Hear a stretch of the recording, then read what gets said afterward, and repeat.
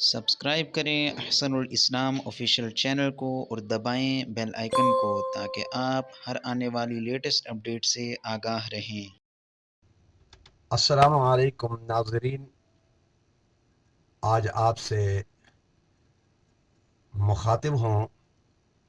جیسے کہ قرآن کریم بنی نوع انسان امت مسلمہ اس لیے پڑھتی ہے کہ اس قرآن کریم کو پڑھنے سے اجر و ثواب مل جائے، اور قرآن کریم کو جب تک اپنے مخارج کے ساتھ حروفوں کی ادائیگی نہیں ہوگی تو قرآن کریم پڑھنا اجر و ثواب کی بجائے الٹا گناہ ہوگا۔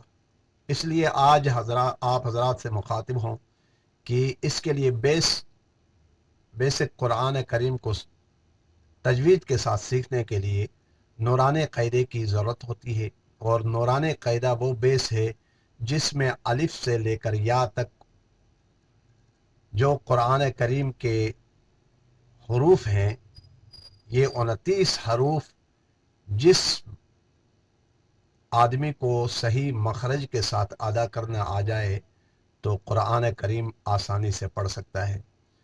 تو اس کے لیے میں نے سوچا کہ آج آپ حضرات کے سامنے نورانی قاعدہ سے اسٹارٹ کیا جائے، جس کے لیے آج ابتدا کرتے ہیں اللہ کے نام سے۔ جیسے کہ نورانی قاعدہ آپ کے سامنے کھلا ہے، اور آپ حضرات نے ذرا غور سے توجہ سے آپ نے ان کو دیکھنا ہے، اور حروفوں کی ادائیگی کا آپ نے پریکٹیکلی طور پر آپ نے خود اس کو ادا کرنا ہے۔ تو آج شروع کر لیتے ہیں تختی نمبر 1، ابتدائی قاعدہ شروع کرتے ہیں۔ تختی نمبر 1، بسم اللہ الرحمن الرحیم۔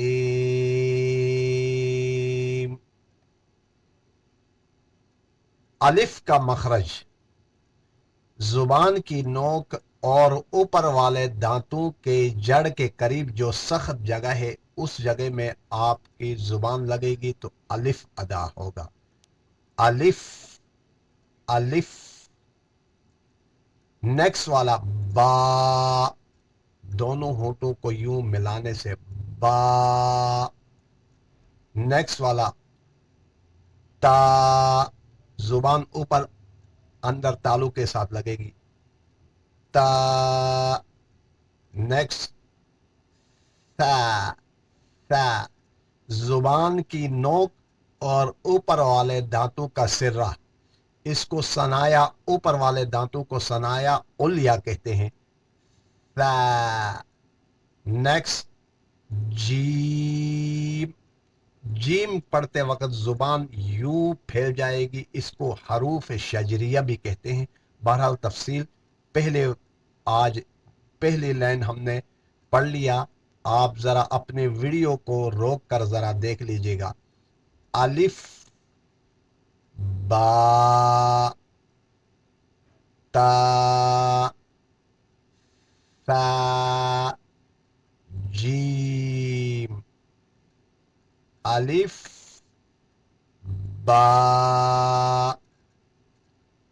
تا ثا جیم۔ یہ آج کا سبق اختتام ہوا چاہتا ہے۔ والسلام علیکم ورحمۃ اللہ وبرکاتہ۔ نیکسٹ ویڈیو میں اگلی لائن کا بھی انشاءاللہ وہ کر لیں گے۔ والسلام علیکم۔